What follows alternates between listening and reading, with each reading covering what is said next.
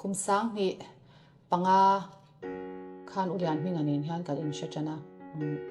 music te athiama wangin kampana mi kha ahun lai kha chuanin I ulian minga ang thuka music produce nem kha an lo shima chuwang chan ulian minga khapan kha zai chan ti te phe ka cha kan ti tur kha ani deuh top mea an mi te biang poi thiam vak ngai lo ma se hun alo kan hnuwa chuan vok te kan pea motor te kan in shal dhuna ka zaina te min shwaya chang le ka second album song te ka aman min produce sang vek mi music pi ka te ka chu mana min ti sak te fek khania chuanin hun kha kan mang ho na se mi kan zin howa manipura te kan zin nu nung ber chu vai reng te ania an chin pon kan lo soi hawa so ang hun te chu ka ngai to ulian ni ka ngai ema katan khan a in phal ve ani I ka u ang tak khan ke pon music lama kha chang ke eng ve a ka ma mo apyang le chu le pyang abula ka soi chuanin eng ma hi ni ti sak she kha ne ngai lawa ni ti sak fek zela chuanin tun chu madam lo po khan ke in thiam lo ema ati hian min shela kan interview azana hianin chuanin chuan kan interview ka kan tlai to ang reng sia ka hot tlang ani chu an huwa hian ulian ni han min message ha u hi min wa ngai sak lo ve he ran te khatyang khop khan ka bula cha ani pon atingam ve a ni ke pon abula chanin I achul ka soi ngam boka chu tyang chu kan ya ka ngai me mo lian mi ngai tuna kan han tia kan zai te kan tung ve lia la te ka phwa chu te khati tia han ngai thak tir tur mai te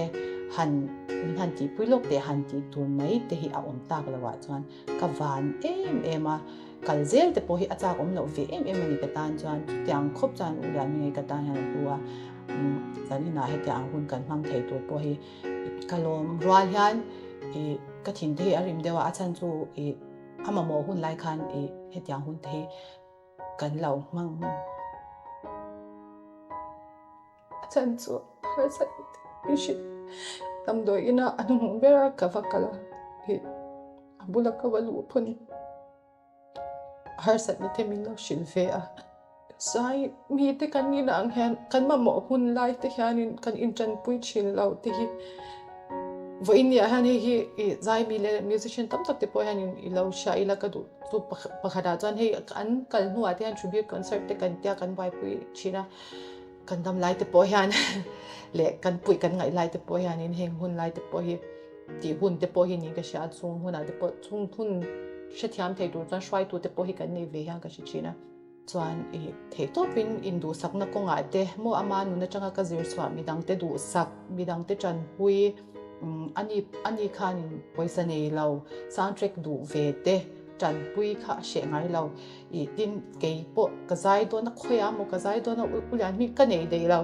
tu tyang man chu ka nei dei lo te kha ani mei ti khan ni mei hi atire kang khan ui hi ani ngai lo kha tyang mi in pe khan ya chuwang chani ulian mi nu na han zir tur to ta ko mi thil phalani a mi ri rut thluang phakar nei lo mo abula om nuam nel om lut tuk kan u dei ni ma se chian ang me min kom chin tu anya ka ngai ani ti kha kan soi thei me ro se chuan zanin hian ama track min siam sak ka ngai ngam lo ti lam jon moi te le ma pui fa nai na an pha an collection an da kha chu ama track siam ani a helai ka ron se ton pokani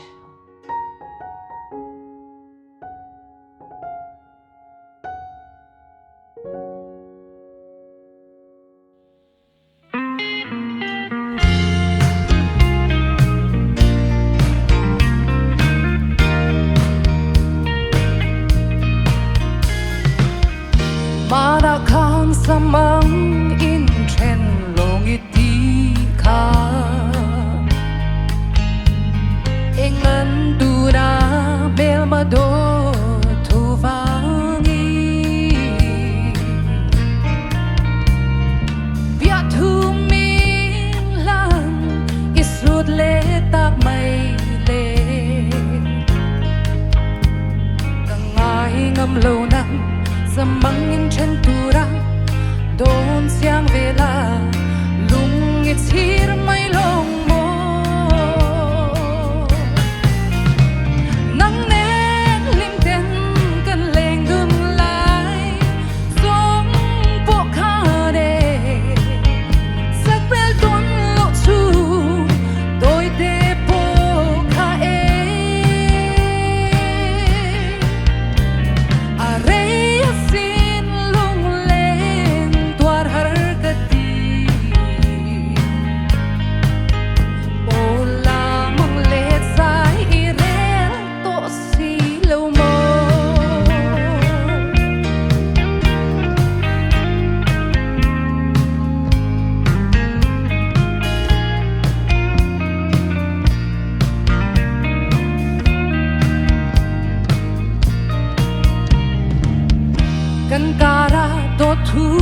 rôn lan tu che khang bội tê mang ngày bia thu lăn dài à rêu si chê rin nom bia thu đi lan chung zel chê leng dang at saye I don't park si lâu don't have sweet lung a phang e o nang chen su nang neng lim dim kan leng dun lai som po kha de sak bel ton lok su boy de po kha e are sin lung len dwar har gati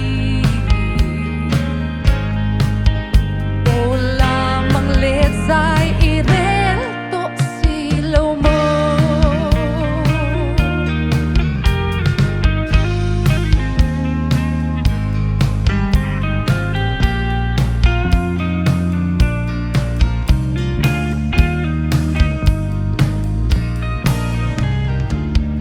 lung lên hi cây ya neng tin tòa dê lắm I mô lim thấy ya đi cây giông cả in ring lô gần lim lại ni lệ hun sông sông tê kha man lại chẳng tu răng gặp phal thấy si lâu la mang lệ lệ tur hian